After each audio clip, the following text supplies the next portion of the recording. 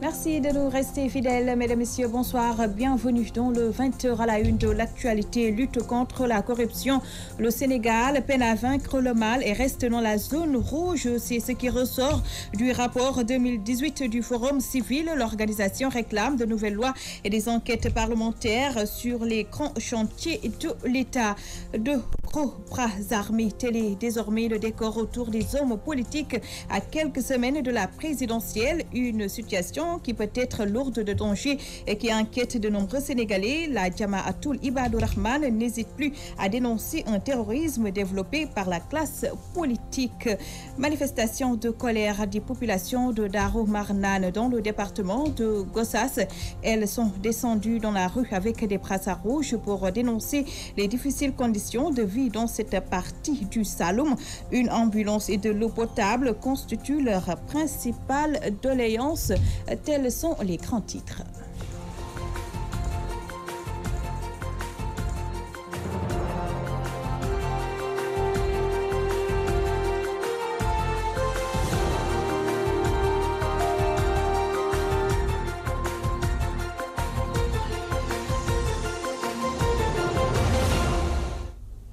Merci de vous joindre à nos indices de perception de la corruption. Le Sénégal, toujours dans la zone rouge avec une note de 45 sur 100, c'est-à-dire en dessous de la moyenne mondiale estimée à 50 sur 100.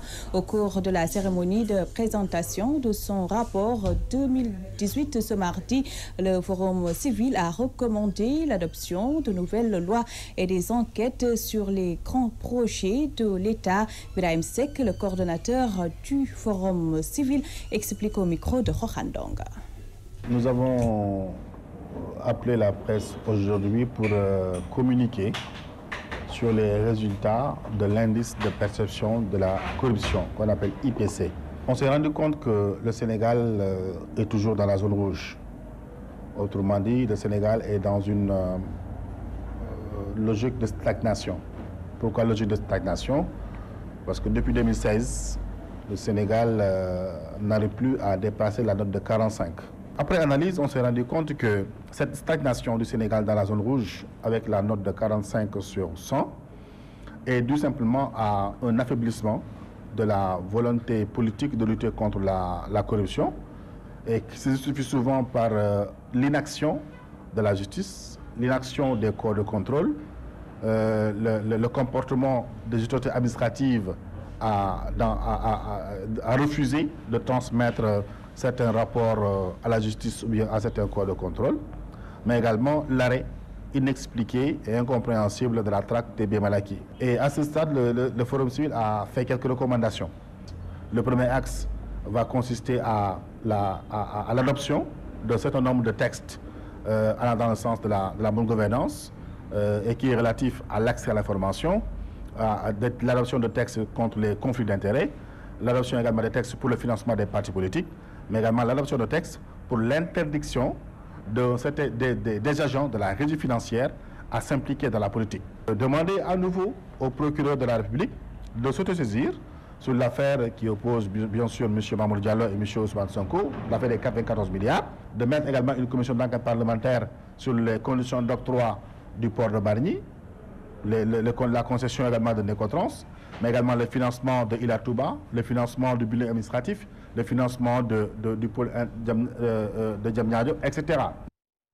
Birahim Seck, le coordonnateur du Forum civil, je vous le disais dans les titres, pour assurer leur sécurité pendant la présidentielle, les hommes politiques n'hésitent pas à recruter de gros bras souvent sans formation, ce qui comporte de nombreux risques de dérapage. Inquiets, les citoyens invitent les candidats à s'attacher les services de professionnels en lieu et place des nervis. Ils l'ont dit à Fatou Bintou Diouf.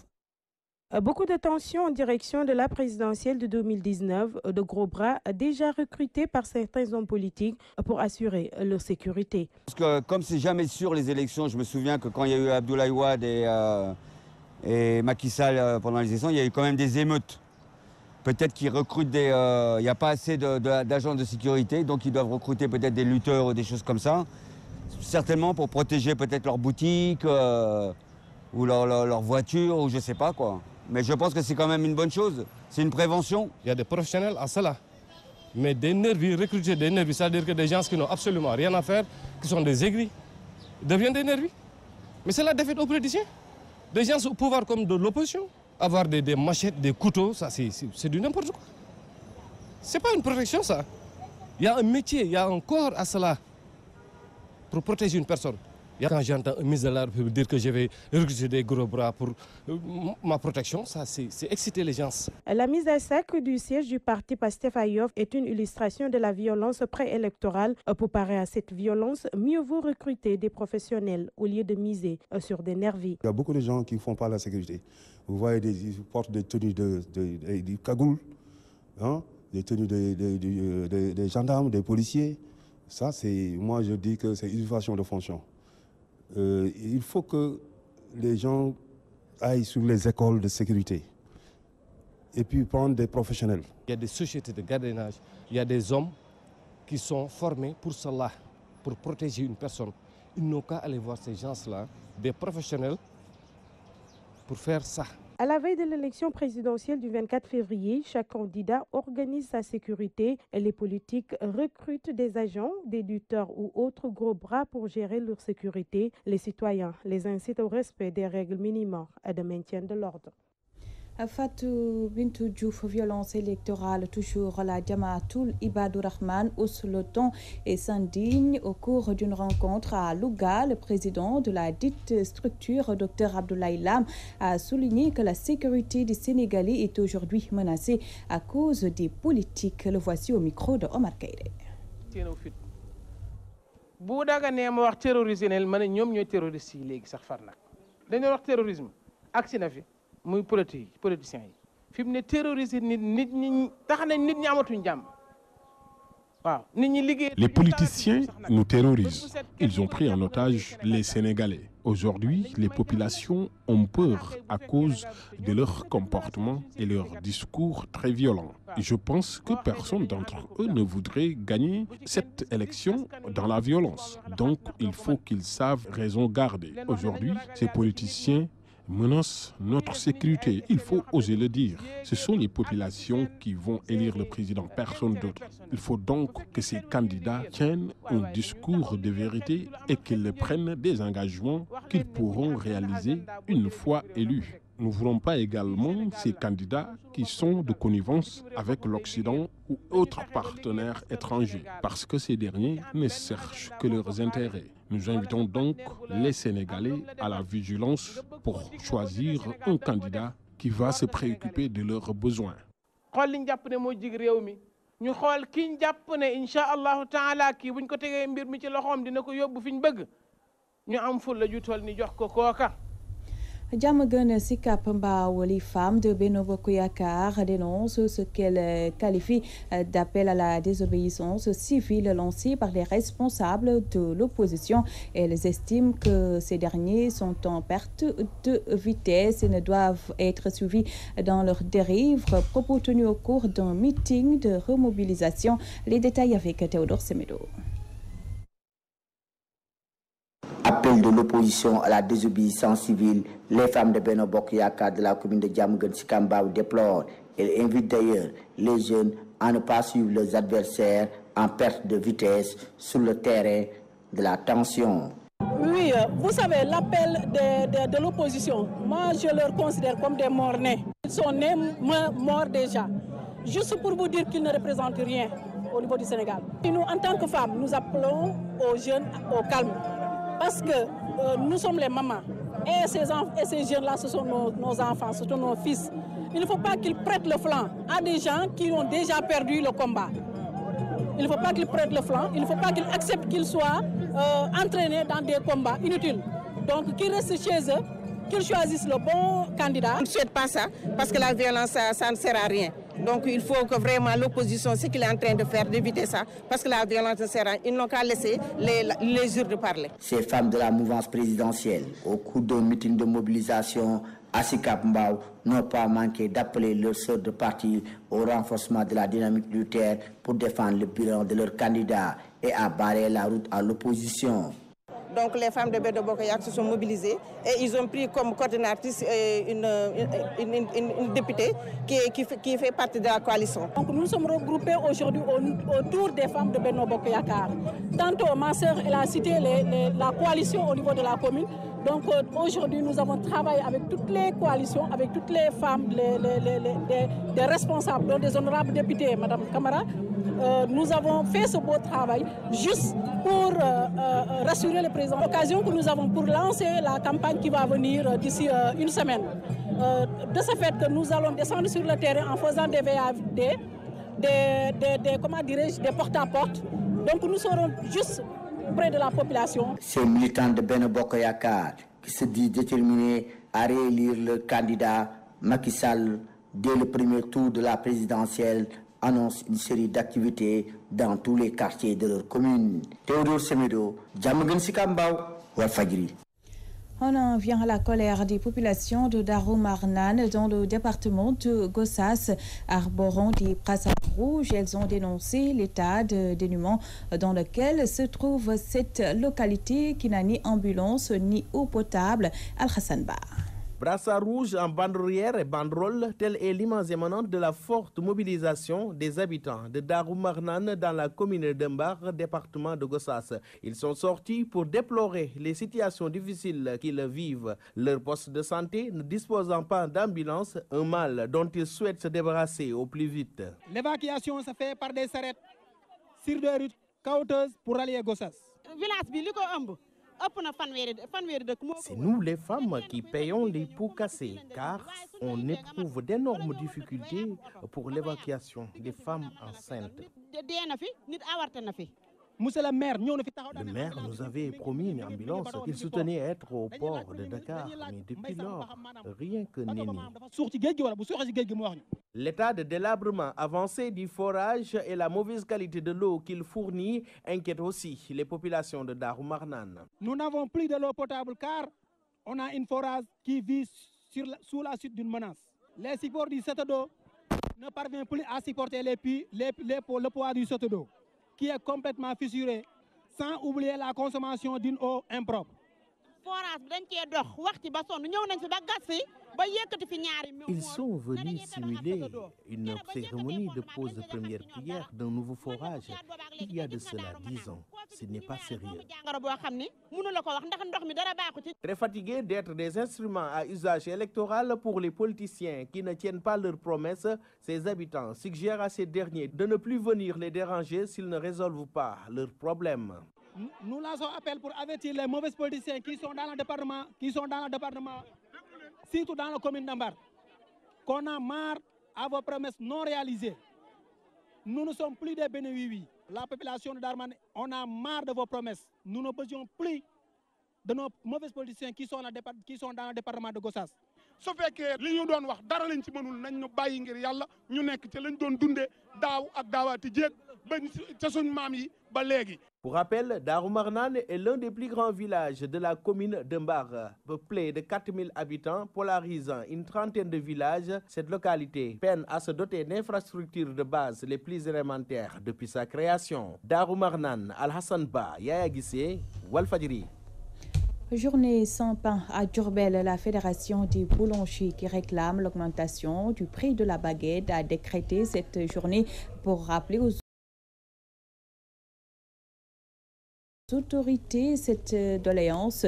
Leur président, Cheikh Diagne, répond aux questions de Mamadou Makhtar Sarr.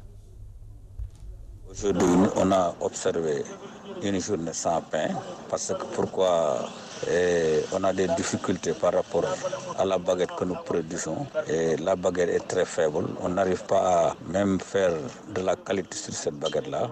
C'est pourquoi on a arrêté cette baguette-là. On voulait mettre une autre format de 200 francs.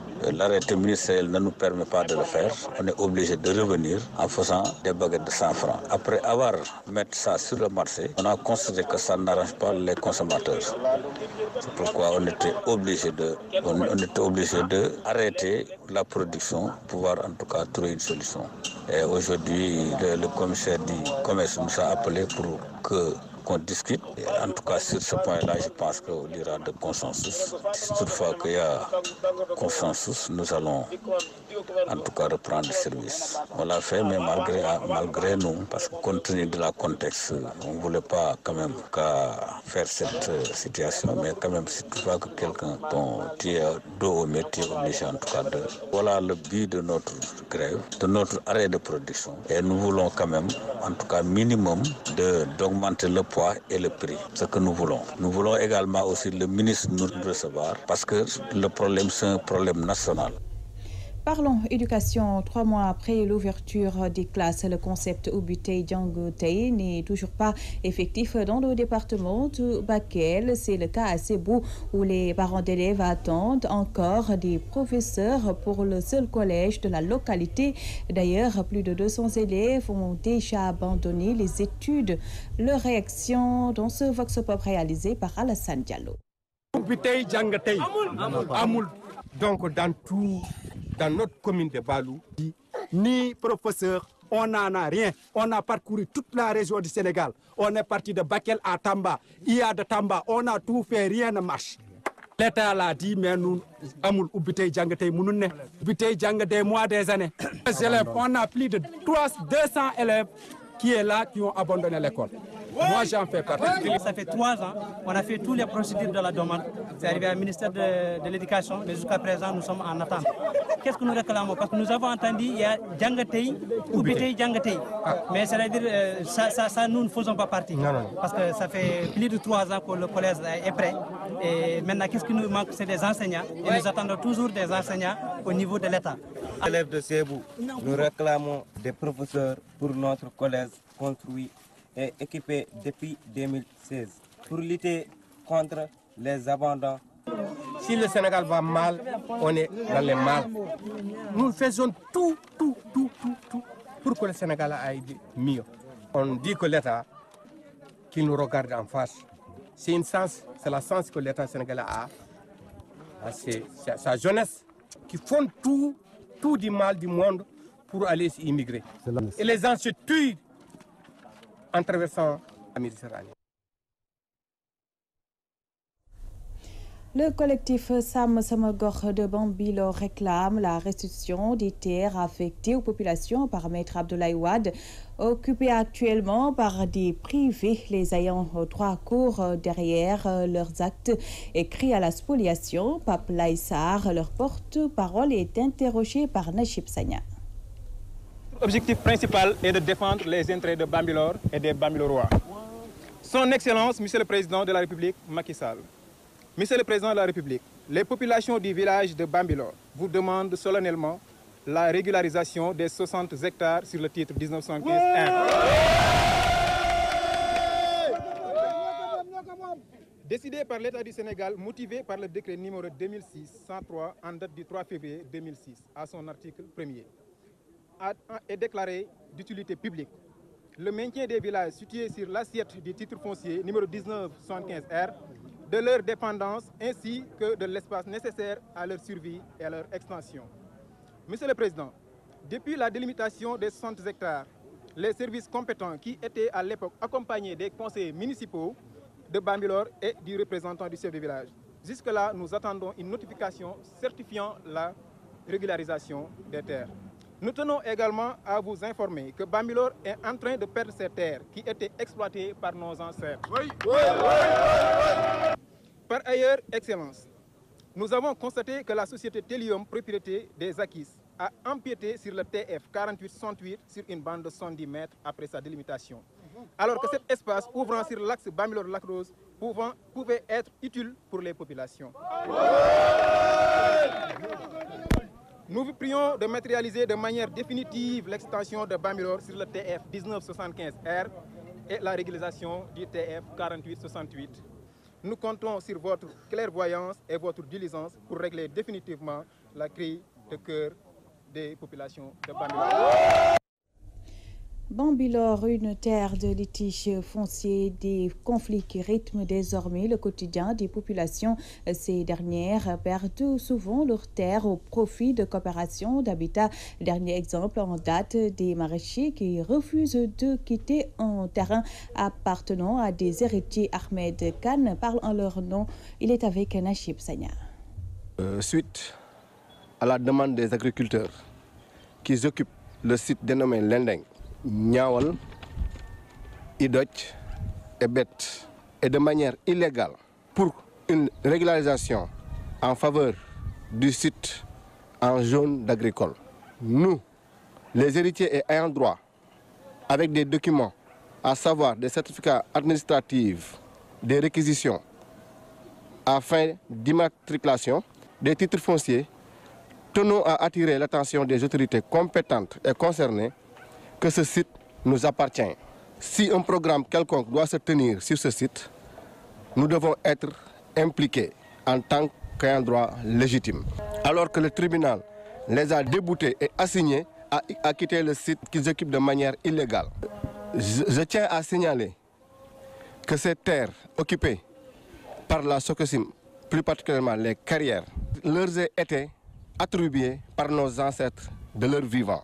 À nos jours, des balises de délimitation sont installées sur notre patrimoine, occupant illégalement sur plus de 40 hectares avec un plan de situation en bonne et due forme fourni par un géomètre agréé pour pouvoir prouver cela. Donc nous demandons en tant qu'ayant droit que justice soit faite. Nous profitons aussi de l'occasion pour interpeller le chef de l'État pour qu'il tranche en faveur de ces familles nombreuses et démunies qui se voient lésées de manière illégale depuis plus de 40 ans. Comme je l'ai tantôt dit, nous sommes pacifiques et sur ce, nous attendons des autorités un arrangement qui nous permettra de recouvrer nos biens. Fin de ce journal. À toutes et à tous, merci de l'attention. Dans un court instant, la 4e et dernière partie de l'édition du soir avec Aïcha Diadraté. Très bonne soirée à tous.